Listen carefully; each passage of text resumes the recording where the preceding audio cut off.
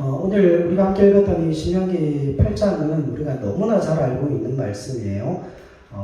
출애굽기 16장 1절로 4절 말씀에 나와 있는 그 만나 사건의 결과를 기록하고 있기 때문에 그렇습니다. 우리 신명기 16장으로, 출애굽기 16장으로 한번 가보십시다. 말씀을 한번 확인을 하고 가겠습니다. 출애굽기 16장 1절로 4절 말씀입니다. 자, 만나는 축복이라기보다는 시험이죠. 그 16장 1절로 4절 같이 한번 읽겠습니다. 시작. 이스라엘 자손의 온 위중이 엘림에서 떠나 엘림과 시내산 사이에 있는 신광야에 이르니 애굽에서 나온 후 둘째 달 15일이라. 이스라엘 자손 온 회중이 그 광야에서 모세와 아론을 원망하여 이스라엘 자손이 그들에게 이르되 우리가 애굽 땅에서 고기가 막 곁에 앉아 있던 때와 떡을 배불리 먹던 때에 여호와의 손에 죽었더라면 좋았을 것을 너희가 이 광야를 우리를 인도하여 내어 이 온 회중이 줄여 죽게 하는도다. 그때 여호와께서 모세에게 이르시되 보라 내가 너희를 위하여 하늘에서 양식을 비같이 내리리니 백성이 나가서 일용할 것을 날마다 거둘 것이라. 이같이 하여 그들이 내 율법을 준행하나 아니하나 내가 시험하리라. 아멘. 여러분, 만나 사건의 핵심은 순종 여부에 있어요. 그죠? 그러니까 이스라엘 백성들이 하나님의 말씀에 순종하는지 순종하지 않는지, 그리고 왜 이스라엘 백성들이 하나님 앞에 순종하지 못하는지를 하나님께서 그들에게 가르쳐 주시기 위해서 이 만나가 이스라엘 백성들에게 주어졌습니다. 그러니까 만나 사건의 핵심 자체가 하나님께서 이스라엘 백성들에게 먹을 것을 주셨다, 거기에 달려있지 않아요. 예를 들면 이런 겁니다. 하나님께서 우리에게 기적을 베푸셨을 때 많은 사람들이 그 기적을 통하여 놀라죠. 그 기적을 통하여 감사하기도 합니다. 그런데 하나님께서 기적을 베푸셨다라고 할 때 그 기적은 하나님께서 그 기적을 통하여 무엇을 허락하셨다, 거기에 의미가 있지 않아요. 기적을 베푸시는 의미는 뭡니까? 하나님이 네 삶을 지켜주고 있다. 하나님이 너와 함께하고 있다. 하나님께서 너를 떠나지 않고 그 평생의 삶 속에 임재와 은혜로 그 삶의 길을 열어주고 계신다. 그러니 뭘 하라는 거예요? 믿음을 가지라는 거예요.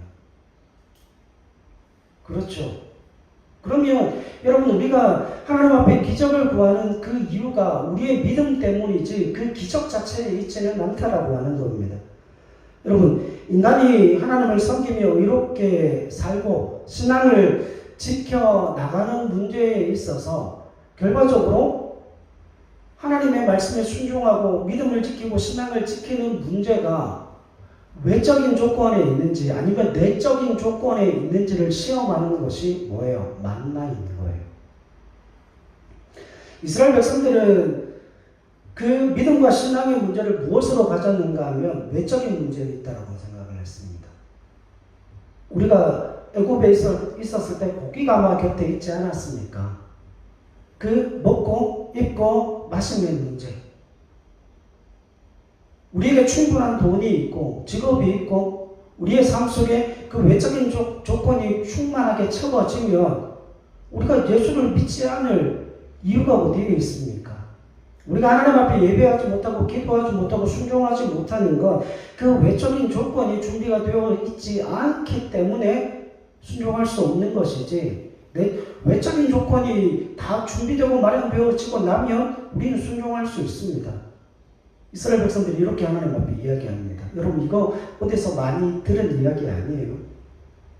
우리가 하나님 앞에 하는 이야기가 그거잖아요. 우리 아들, 딸들 좋은 대학 가고 좋은 곳에 취업하면 하나님, 그때는 하나님 잘 섬길 겁니다. 그건 결국 무슨 문제예요? 예배하고 기도하고 믿음과 신앙에 관한 문제가 외적인 조건에 달려있다라고 하는 거죠. 실제로 우리도 그렇게 기도하잖아요. 실제로 우리도 그런 믿음과 신앙의 체계를 가지고 있습니다. 그런데 하나님이 말씀하시는 건 그게 아니라는 거예요. 순종을 하고 순종하지 못하고 그 믿음에 관한 문제가 외적인 조건이 아니라 내적인 조건으로 말미암아 일어난다라고 하는 겁니다. 그러니까 하나님이 이스라엘 백성들을 향하여 그럼 시험해보자. 과연 너희가 이야기하는 것처럼 그 믿음에 관한 문제가 순종에 관한 문제가 외적인 조건에 있는지 내적인 조건에 있는지 시험을 해보자. 그래서 너희가 하나님 앞에 뭐 했습니까? 불순종한 것처럼 광야에서 내가 너희의 삶을 채워주겠다. 근데 여러분, 이스라엘 백성들이 광야 40년 동안에 뭘 먹었어요? 만나를 먹었죠. 만나만 먹었습니까? 메추라기도 먹었죠. 물도 마셨습니다. 이게 그냥 여러분 오해하시는데 그냥 그 만나가 상징하는 의미가 광야에서 메추라기를 먹고 만나를 먹고 그 40년 동안 반석에서 나오는 물을 마셨다라고 하는 그 이야기는 무엇을 상징하는가 하면 이스라엘 백성들에게 다른 타민족들에게 주어질 수 없는 뭐가 주어졌다는 거예요. 부요함과 풍성함이 주어졌다는 거예요. 여러분 광야 그 척박한 땅에 그 사막 한가운데서 먹을 물이 어디에 있습니까? 마실 물이 있을 리가 없잖아요. 그리고 그들의 옷이 헤어지지 않고 그들의 발이 부르트지 않았기 때문에 뭐가 필요 없다는 겁니까? 뭐가 필요 없었어요? 병원이 필요 없었어요. 여러분 그 척박한 땅에서 하나님께서 이스라엘 백성들에게 먹을 것을 주셨고 마실 것을 주셨고 그들에게 건강을 책임져 주셨잖아요. 이게 오늘 우리가 원하는 것 아닙니까? 우리가 먹는데 부족함이 없고 마시는데 부족함이 없고 우리의 건강상 문제가 없고 그리고 이스라엘 백성들이 그 광야 척박한 길을 갈 때에 아말렉과 미디안 족속과 그 안에 있는 수많은 나라와 민족들에게로부터 공격을 받을 수도 있었지만 그러나 그 모든 생명과 안전의 보장을 누가 책임져 주셨어요? 하나님이 책임져 주셨습니다. 이걸 다른 말로 하면 이런 거예요. 이스라엘이 그 광야 40년 동안 그 만나를 먹게 된 그 사건 속에서는 하나님께서 이스라엘 백성들에게 풍요함을 주셨고 부요함을 주셨고 그들에게 부족하지 않을 만큼 은혜를 베풀어 주셨다는 의미를 담고 있습니다. 자, 그런데 그들이 그 광야 40년의 결론이 순종입니까? 불순종입니까? 순종이에요? 불순종이에요? 불순종이에요. 그래서 광야의 1세대들이 그 광야 38년 6개월 동안 빽빽이를 돌면서 그곳에서 다 1세대들이 죽고 가나안에는 광야 2세대들이 들어가게 되어졌다는 것 아닙니까? 여러분, 성경이 이 광야 40년을 통해서 보여주고 싶어 하는 게 있어요. 여러분, 이스라엘 백성들 안에는 뭐가 없어요? 진리와 생명과 그들에게는 권위가 없다는 걸 성경이 가르쳐 주고 싶어 하는 겁니다. 이스라엘 백성들에게는 진리와 생명과 권위가 없어요. 그렇기 때문에 그들이 그들 스스로를 책임질 실력과 권위가 없기 때문에 그들은 뭐 할 수밖에 없는 겁니까? 하나님을 의지해야만 살아갈 수 있다라고 하는 거예요. 여러분 광야 40년 동안 그 만나를 먹이신 사건을 통하여 이스라엘 백성들이 깨달아야 되는 한 가지 사실이 그겁니다. 아, 나는 내게는 진리가 없고 내게는 생명이 없고 내게는 권위 자체가 없구나. 그 사실을 깨닫고 경험한 사람들이 뭐 할 수 있다는 거예요? 하나님의 보호가 필요하다는 사실을 깨닫게 되어지는 거죠.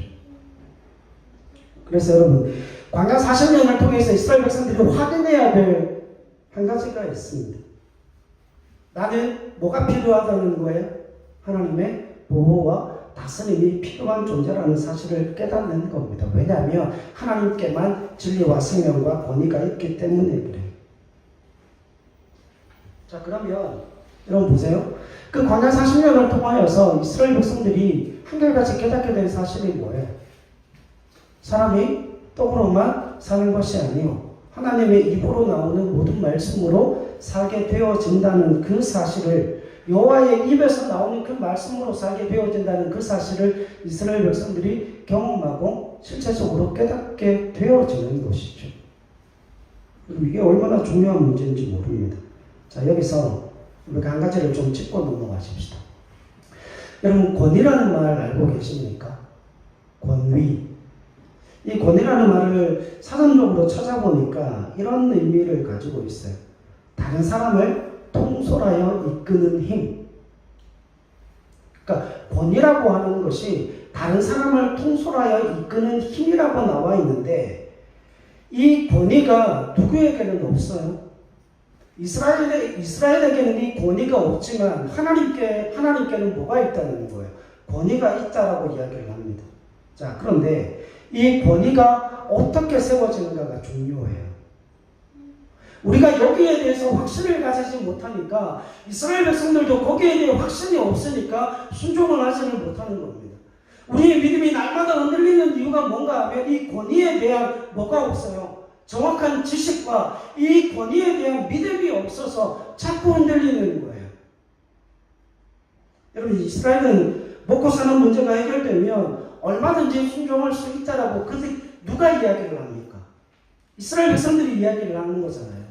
하나님, 우리가 왜 하나님의 말씀에 순종하지 못합니까? 왜 우리가 예배하지 못합니까? 왜 우리가 기도하지 못합니까? 아니, 우리가 삼시세끼 먹고 사는 문제도 해결되어지지 않고 자녀들을 기르고 양육하는데도 돈이 부족하고 우리가 살아가는 그 평생의 삶 속에 그 환경적인 어려움이 나로 하여금 기도하지 못하게 합니다. 나로 하여금 예배하지 못하게 합니다. 이게 이스라엘 백성들의 한면이었어요. 그래서 하나님이 그 이스라엘 백성들을 향하여서 여호와 하나님이 그들에게 직접 말씀하시는 게 내가 그 문제를 해결해 주겠다. 그 외적인 조건을 내가 만들어 주겠다. 그러면 남은 한 가지는 뭐예요? 이스라엘 백성들 순종해야 될 것 아닙니까? 이스라엘 백성들이 그렇게도 원하던 외적인 조건을 하나님께서 만들어 주셨잖아요. 이스라엘 백성들 순종해요, 안 해요? 순종하지 않는 거죠. 왜냐하면 자기가 내뱉은 그 말도 이스라엘 백성들은 뭐 할 수 없어요? 지킬 수가 없는 거예요. 여러분, 척박한 광야에서 그들에게 부요함이 주어졌음에도 그들은 불순종합니다. 그런데 하나님은 그런 불순종하는 이스라엘을 향하여서 40년 동안 뭘 하십니까? 신실하심을 드러내십니다. 이스라엘의 불순종함에도 불구하고 40년 동안이나 하나님은 참으시고 견디시고 인내하심을 통하여서 그들에게 약속하셨던 그 신실함의 약속을 지키십니다. 여러분, 이게 너무 이상하지 않으세요? 이게 너무 이상하지 않으십니까? 제가 성경을 읽으면서 한 가지 이게 좀 어떻게 하나님이 이렇게 하시지? 그 사실을 한 가지 알게 된 게 뭐냐면 여러분, 이스라엘 백성들에게 만나로 그들을 먹이신다고 약속하셨잖아요. 원래 만나를 40년 먹게 되어져 있었을까요? 아닙니다. 길게 먹어도 2년이었어요.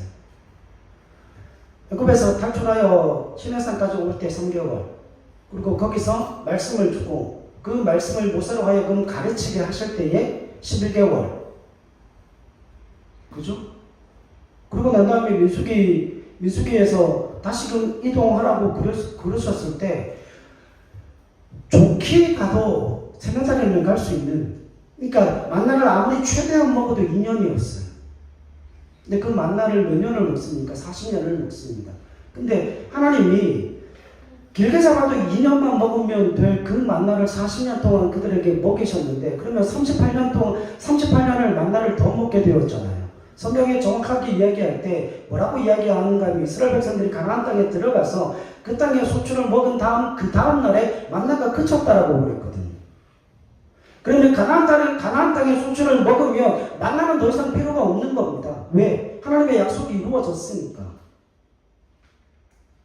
그런데 그 38년 동안에 38년을 만나를 더 먹게 되어진 것은 이스라엘의 불순종 때문이었어요. 그럼에도 불구하고 하나님은 이스라엘의 불순종을 38년이나 더 견디십니다. 인내하십니다. 그래서 그 광야 40년 동안 하나님이 의도하시는 게 아니고 이스라엘 백성들의 그 자체적인 잘못과 불순종 때문이었음에도 불구하고 하나님은 하나님의 그 약속의 신실하심을 지키셨어요. 만나는 어디에 들어가기 전까지 먹어야 하는 거기 때문에요. 가나안 땅에 들어가기 전까지 먹어야 하는 거기 때문에. 여러분, 그러니까 본인은 이런 거예요. 권위는 말을 통해서 세워지는 게 아닙니다.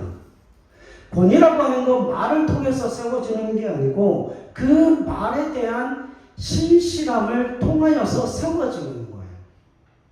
이해하십니까? 여러분, 예전에 교회에서 실제로 그랬습니다. 목사가 하는 이야기, 목사가 하는 설교는 하나님의 음성처럼 그렇게 많은 사람들이 들었어요. 그래서 목사는 실제로 화장실도 안 가는 존재로 많은 사람들이 생각을 합니다. 그래서 화장실에서 목사를 만나면 사람들이 깜짝 놀랍니다. 아니, 목사님도 화장실을 오시냐고. 가야죠. 안 가면 죽는데. 그 당시에는 목사라고 하는 그 직함 때문에 사람들이 그 목사의 권위를 인정하던 시대가 있었습니다. 그거 잘못된 거예요. 그거 틀린 거예요.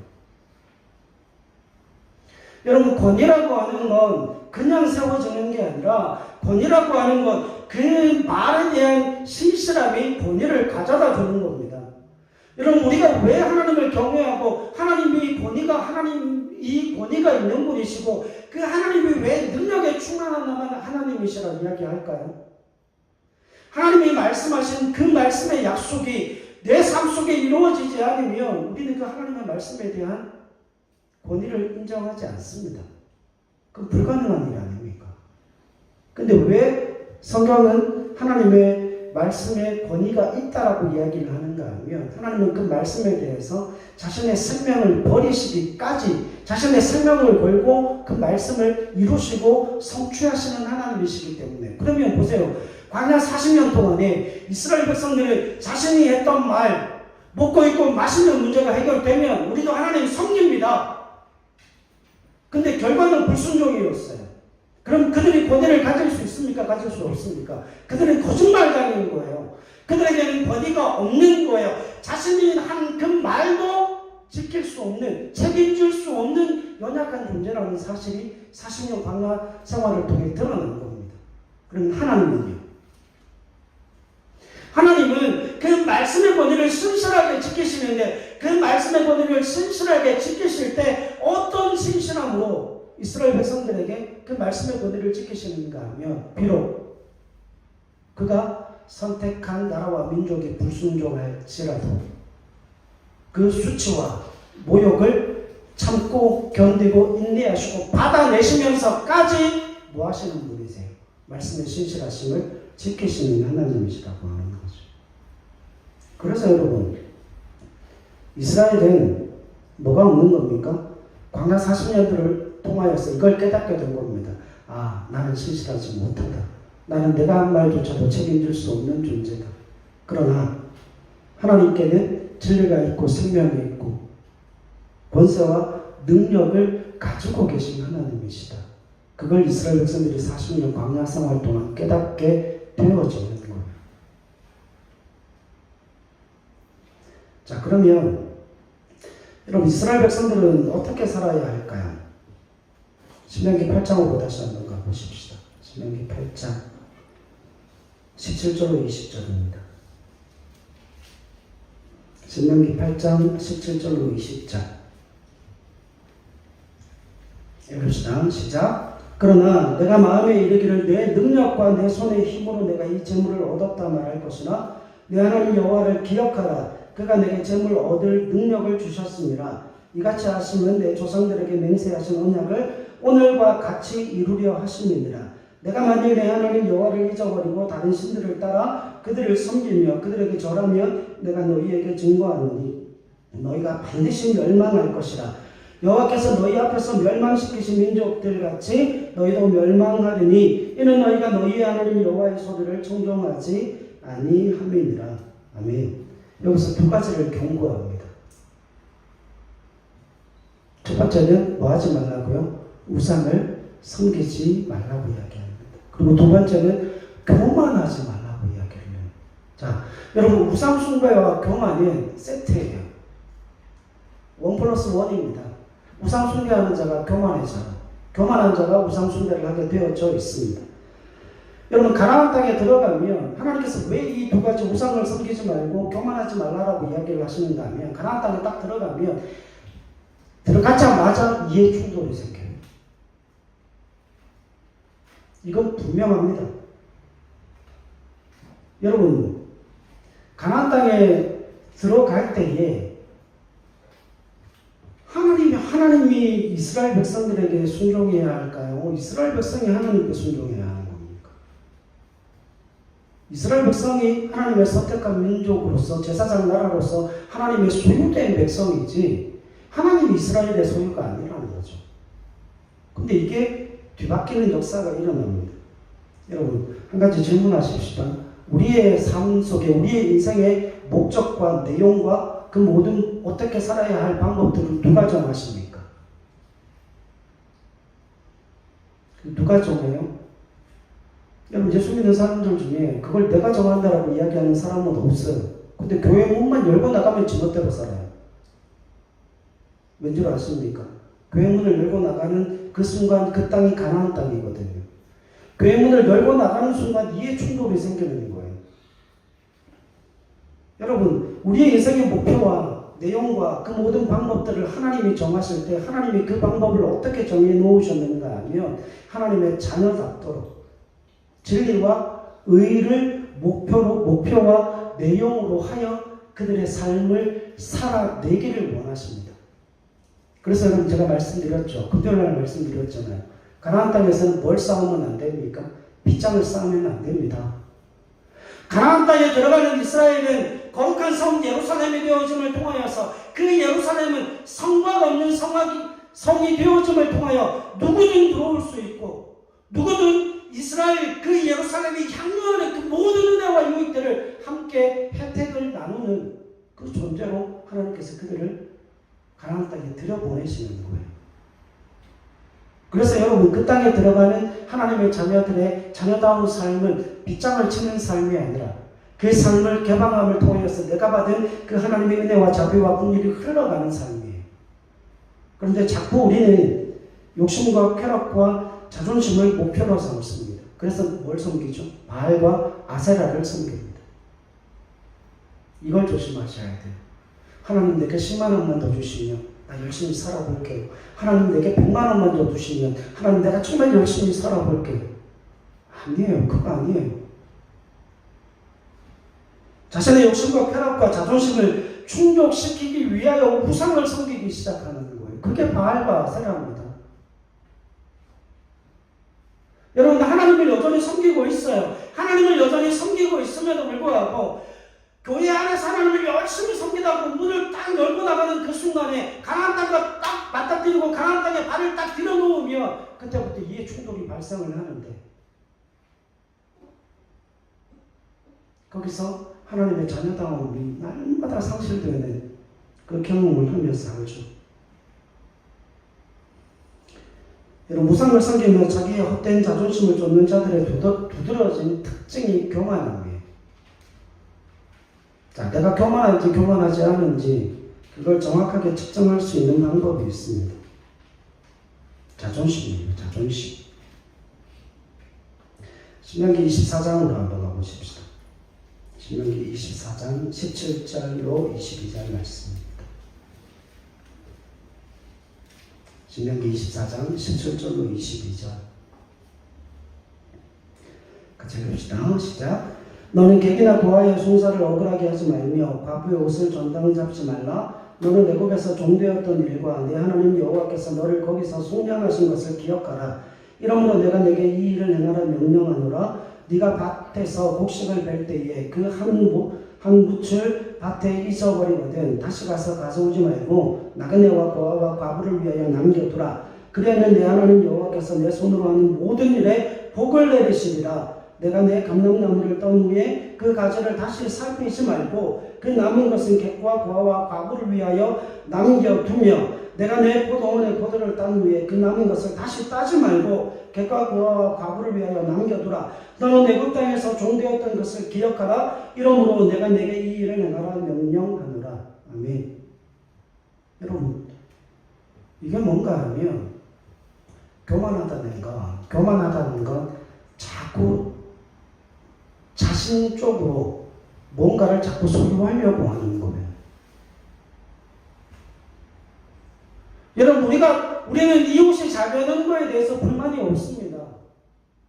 하나님이 이스라엘 백성들을 그 가나안 땅에 들이시면서 그 가나안 땅의 삶의 원리를 뭐라고 말씀하시는가 하면 네가 하나님께로부터 복을 받은 자이기 때문에 객과 과부를 박대하지 말고 청지하지 말고 그들을 위해 남겨두라는 거예요. 그들을 위해 흘려보내라는 겁니다. 그들을 위하여서 내 손을 펼치라는 거예요.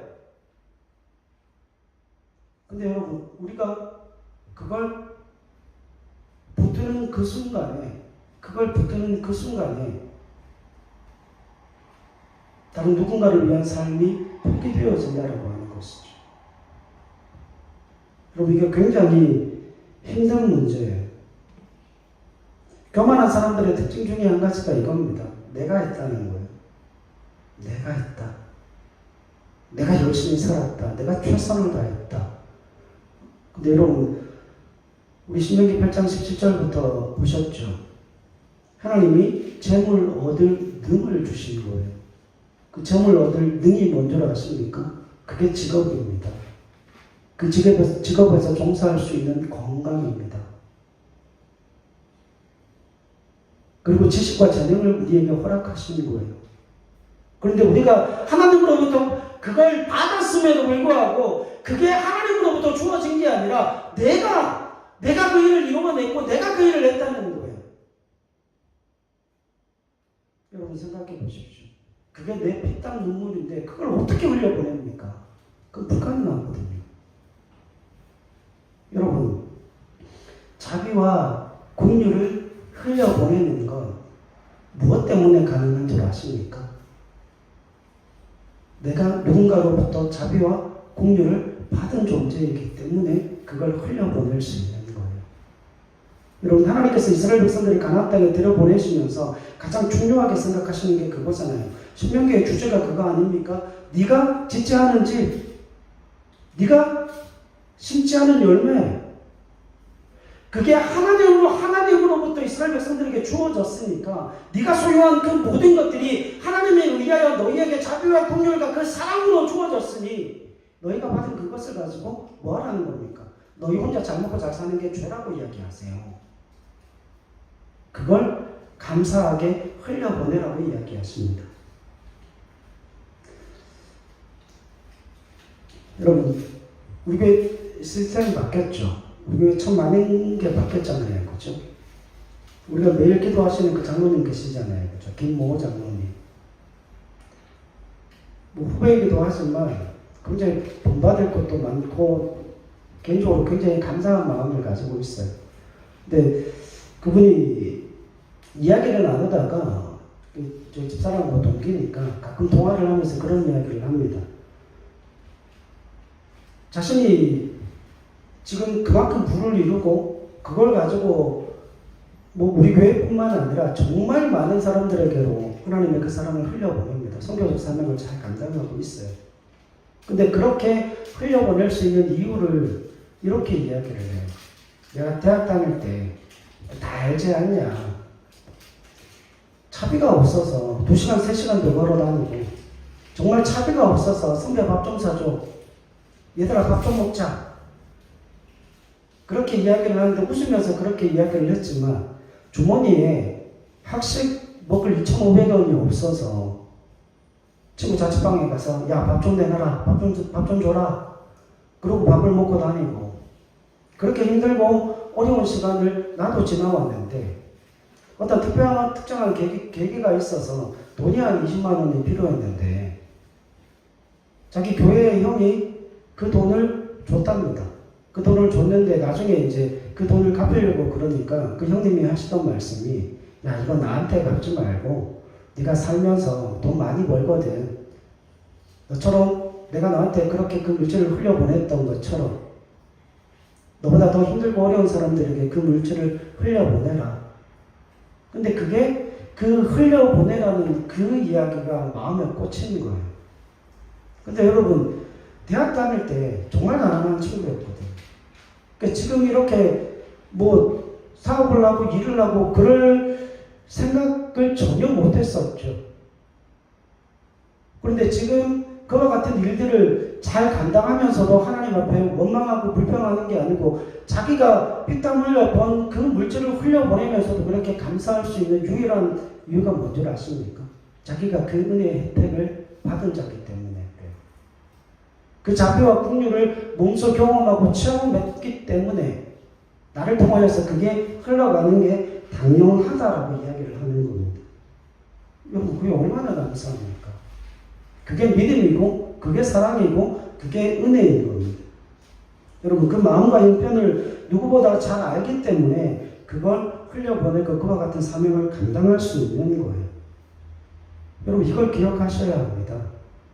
하나님이 그 이스라엘 백성들에게 정말 요구하시고 원하시고 소망하시고 기대하시는 게 뭔가 하면 너희가 가나안 땅에 들어가거든 절대 우상 숭배하지 마라.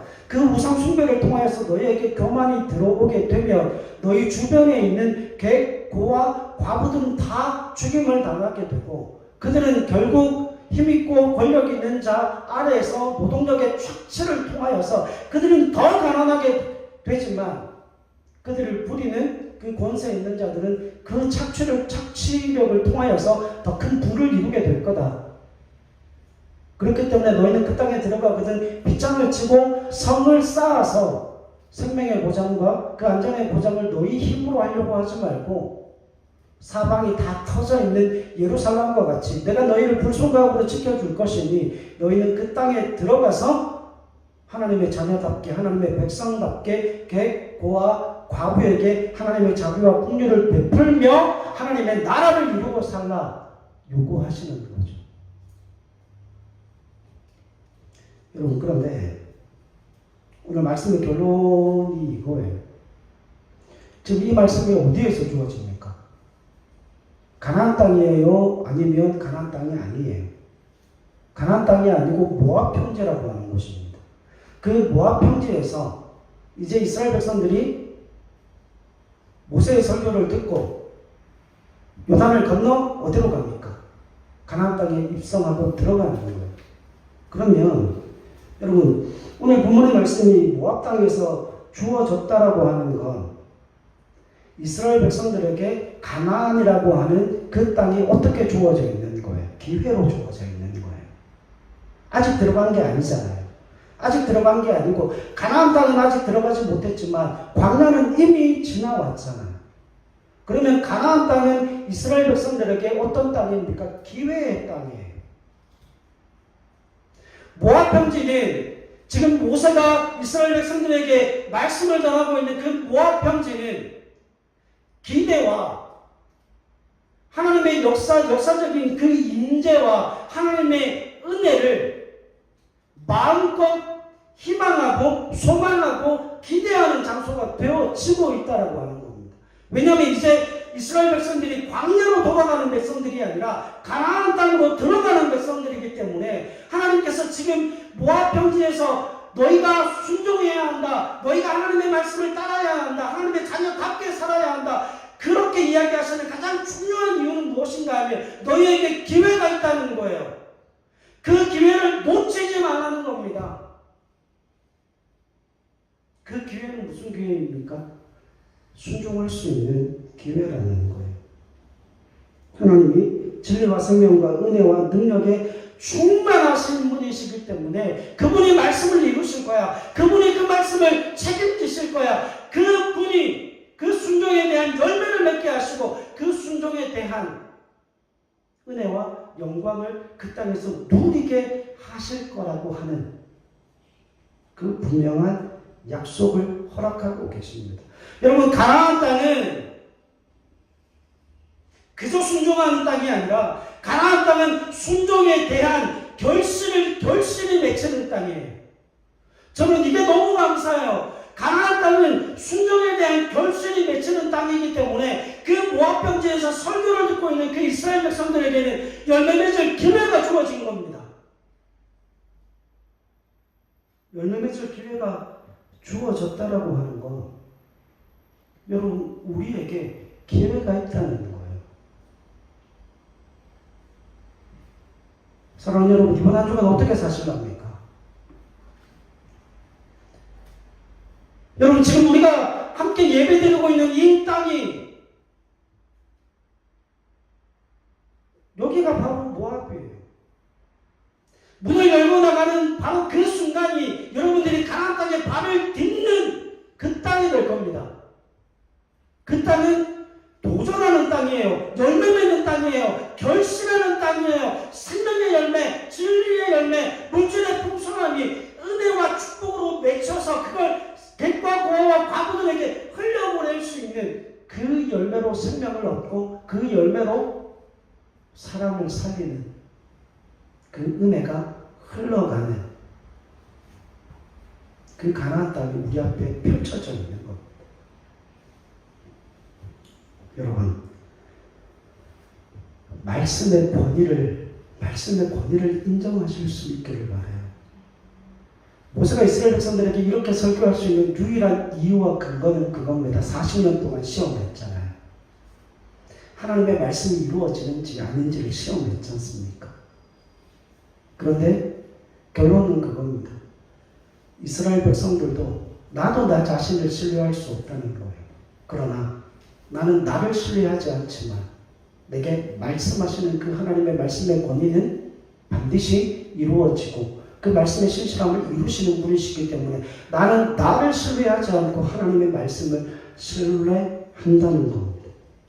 그래서 여러분, 이번 한 주간에 뭘 하셔야 되는가 하면 이걸 하셔야 돼요.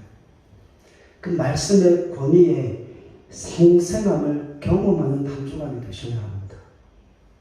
말씀이 결실하고 말씀이 열매를 맺고 말씀이 능력으로 내 삶 속에 임재하는 그 한 주간의 생생한 삶을 여러분 가나안 땅에서 살아내시는 저와 여러분들이 되실 수 있기를 바랍니다. 말씀을 읽다가 기도하다가 여러분이 감동이 오시거든 그냥 하십시오. 어제 집사님들과도 나누었지만 그 의정부에 계시는 고모 권사님이 계시잖아요. 그 본인도 너무 힘들고 어려우신데 선교사님 수술한다는 그 이야기를 듣고 기도하다가 눈물이 너무 많이 나셨다고 이야기를 하시면서 견딜 수가 없어서 제가 볼 때는 그분이 우리 가정보다 훨씬 더 가난하실 것 같아요. 근데 기도하시다가 막 눈물이 너무 많이 나서 마음이 너무 아파서 견딜 수가 없어서 그 선교사님한테 저희한테 계좌번호를 받아서 헌금을 보내셨어요. 뭐 그렇게 많지 않은 내용이지만 근데 제가 그 이야기를 들었을 때 참 감사했던 것 중에 하나가 그거예요. 그분이 기도하면서 그런 하나님의 은혜를 누렸거든요.